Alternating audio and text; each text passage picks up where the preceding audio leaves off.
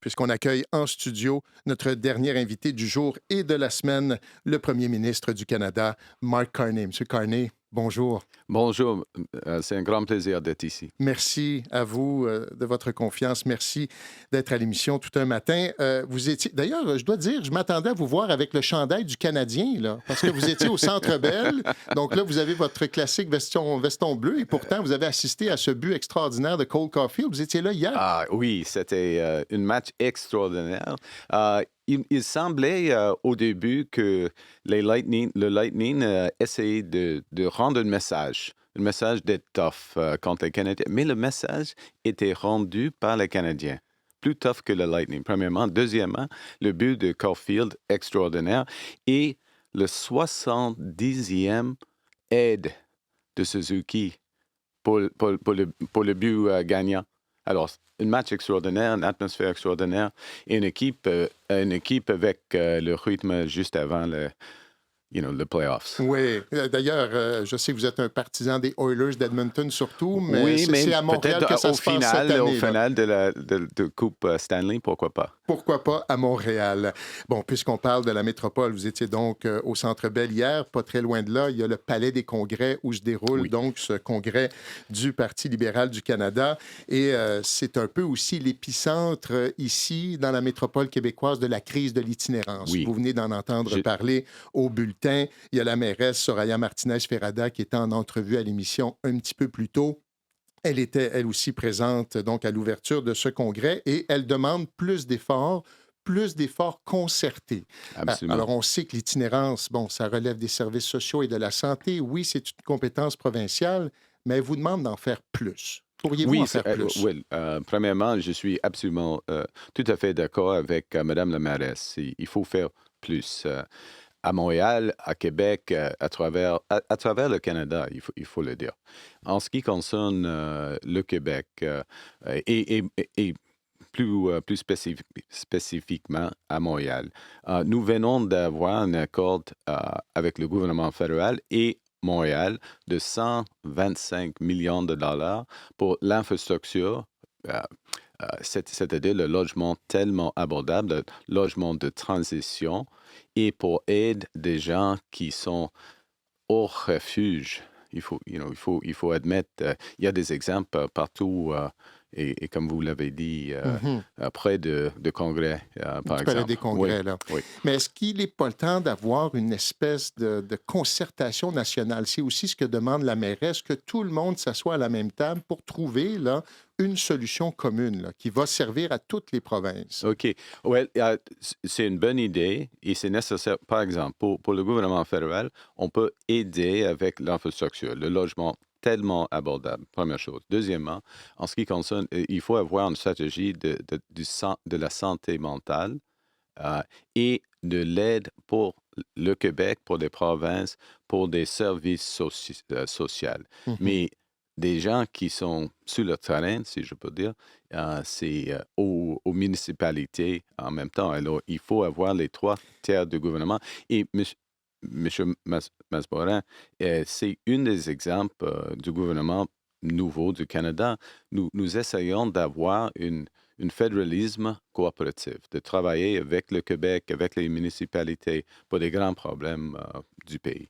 En même temps, est-ce que ces grands problèmes sont prioritaires pour le gouvernement fédéral quand on Oui. sait qu'on va investir des milliards de dollars en défense? On veut atteindre la cible du 3,5 du PIB fixé par le temps. On devine que ça pourrait se faire au détriment de programmes sociaux. C'est d'ailleurs la conclusion de cette étude de l'Institut CD Howe. Elle a publié ça la semaine dernière. Est-ce qu'on va sacrifier les services sociaux au profit de la Non, défense? non, pas du tout. Je ne suis pas d'accord avec ça. Il faut avoir une économie forte, une économie plus résiliente, plus indépendante des États-Unis, afin d'appuyer, de soutenir nos services sociaux, oui, pour des bons jobs maintenant et pour nos enfants, mais afin d'avoir des services de santé, des services d'alimentation scolaire, par exemple, pour la santé mentale. Et je donne un exemple. Dans le dernier budget, le budget de M. Champagne du gouvernement fédéral, nous avons trouvé 60 milliards de dollars d'épargne OK? Une réduction de gaspillage, en effet, du gouvernement fédéral, afin de protéger les services santé, les services de santé, de l'alimentation scolaire, tout cela, ça, c'est fondamental de valeur du gouvernement, du Parti libéral. Élection partielle, Oui. ce sera lundi, 2 dans la région de Toronto, une pas très loin d'ici, à Terrebonne. Et votre gouvernement a de très bonnes chances de devenir majoritaire. En fait, pour plusieurs, ce n'est qu'une formalité, notamment à cause de tous ces transfuges qui ont rejoint votre caucus depuis l'automne dernier. Encore cette semaine, Madame Gladu.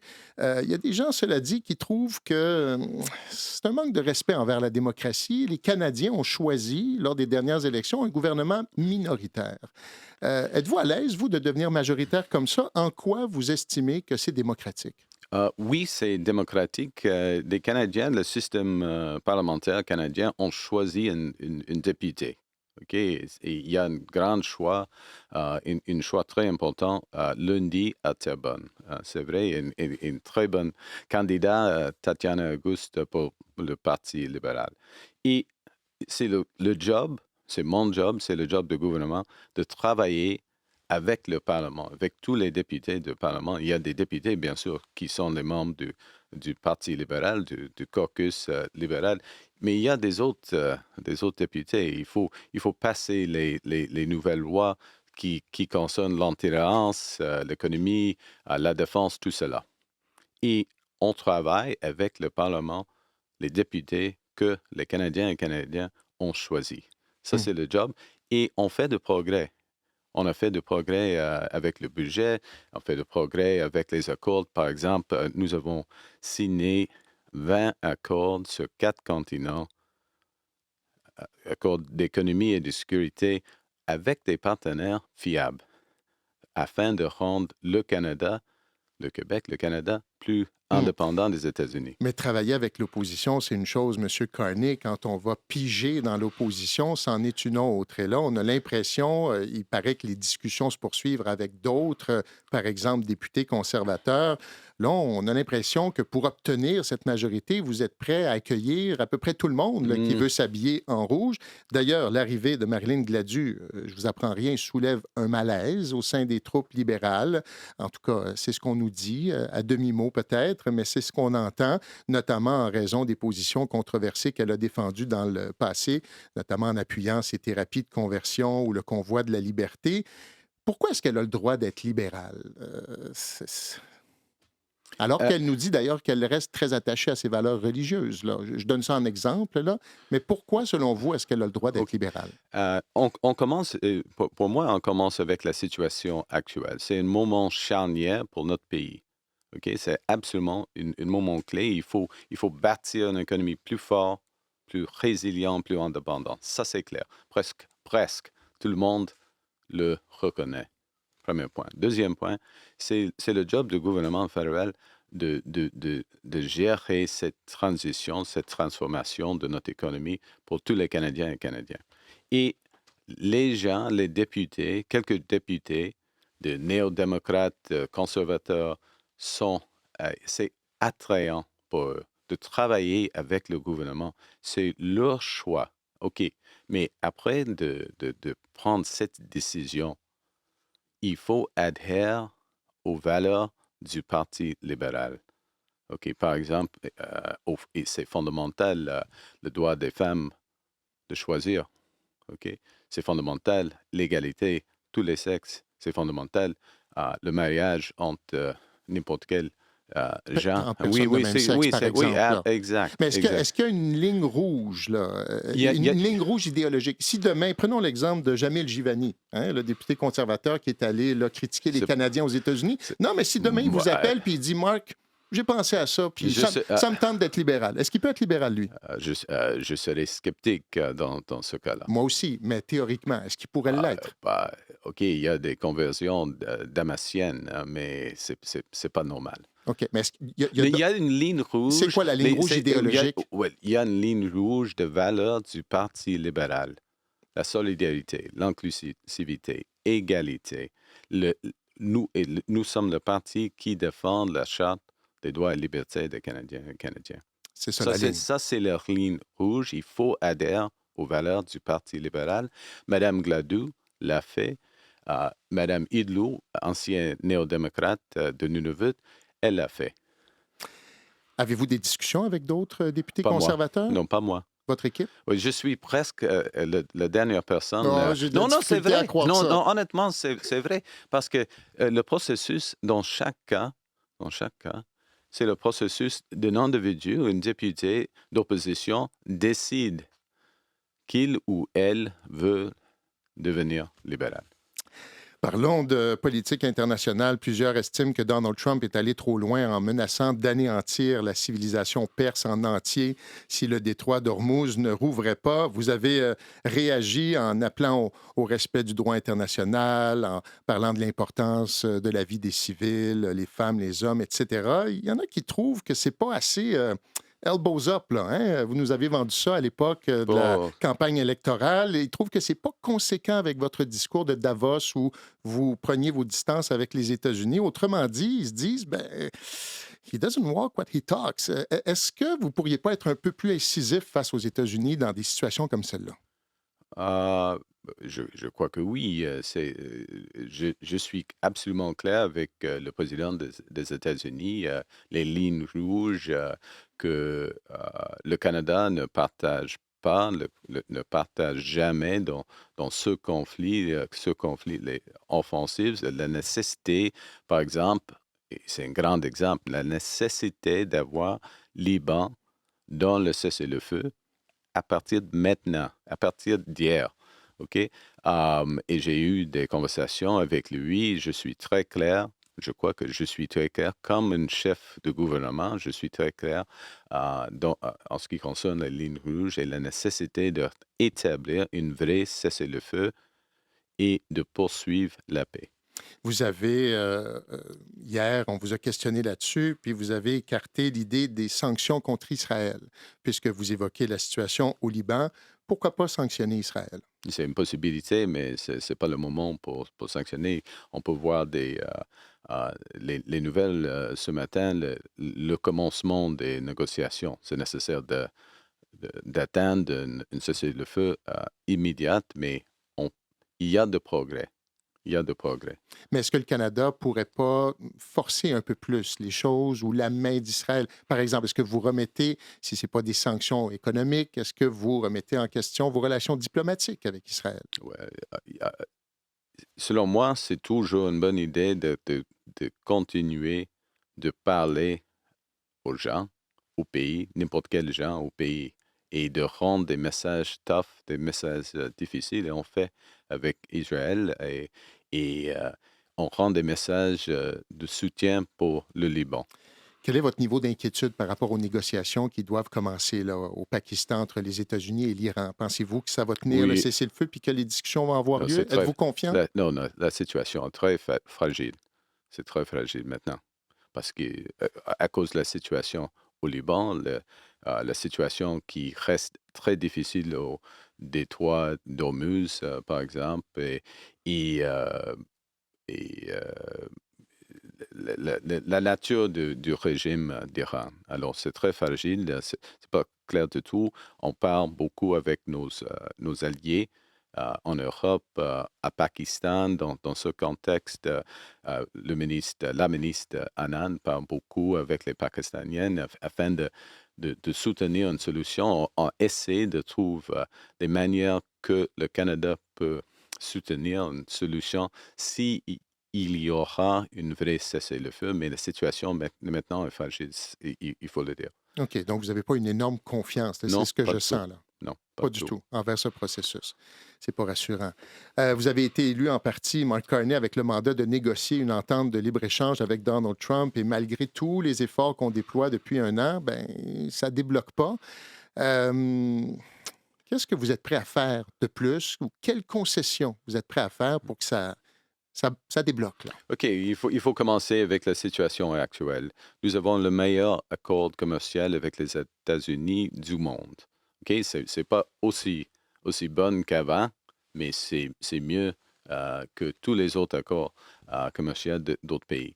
OK, et par exemple, c'est plus de 95 85% de nos exportations sont tarifées. Le tarif moyen, c'est 4,4%. C'est très bas. Alors, mais cela dit, il y a beaucoup d'incertitudes et il faut régler cette situation. Il faut garder nos cartes avant la vraie négociation avec les États-Unis. Et nous avons beaucoup de cartes et la vraie négociation, ça commence, ça prend peu de rythme et ça va être plus intensif pendant l'été. OK.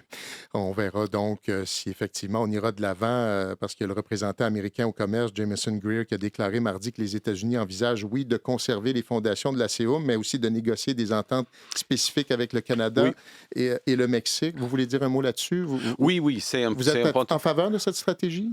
Vous seriez prêt à négocier? Je ne suis pas. Le Canada n'est pas en faveur de cette stratégie. Le Canada n'est pas en faveur de la nouvelle politique commerciale des États-Unis. Donc, c'est pas ce qu'on souhaite, une entente bilatérale. Mais nous reconnaissons les grands changements des politiques américaines. Et c'est la raison pour laquelle nous avons déjà signé 20 accords nouvelles avec d'autres pays. Et ça, c'est important. C'est vachement important pour le Canada, pour notre avenir. Et concluons avec les relations Ottawa-Québec, Québec-Ottawa. Dans une entrevue bilan accordée à Patrice Roy, le premier ministre sortant François Legault s'est dit déçu que les Québécois à l'époque n'aient pas choisi le Parti conservateur, eux qui promettaient de céder des pouvoirs en immigration.